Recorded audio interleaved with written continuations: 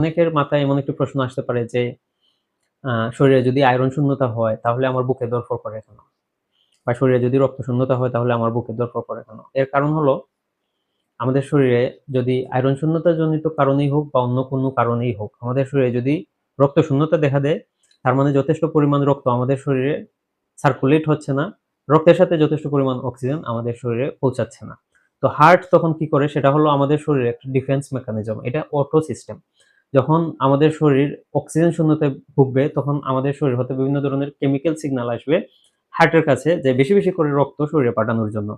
যেন রক্তের সাথে বেশি করে অক্সিজেন আমাদের শরীরে পৌঁছায়। তখন হার্ট কি করবে? সে দ্রুত কাজ করতে শুরু করবে। সে দ্রুত বারবার পাম্প করতে শুরু করবে, বারবার ডিপ, ডিপ পাম্প করবে যেন প্রচুর পরিমাণে রক্ত সে পুরো শরীরে সার্কুলেট করতে পারে। অর্থাৎ পুরো শরীর থেকে রক্ত ফুসফুসে এসে আবার হার্টে যায়। হার্টে যাওয়ার পর পুরো শরীরে আবার যায়। এই প্রক্রিয়াটাকে দ্রুত করে ফেলার চেষ্টা করবে হার্ট। যেহেতু সে আপনার শরীর থেকে সিগন্যাল পাচ্ছে যে আমরা অক্সিজেন পাচ্ছি না, দ্রুত অক্সিজেন পাঠান।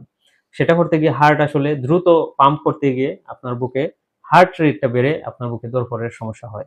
আর এতে করে সমস্যার তো সমাধান হয়ই না। যেহেতু আপনার শরীরে লোহিত রক্তকণিকা নাই, অক্সিজেন পরিবহন করার কেউ নাই।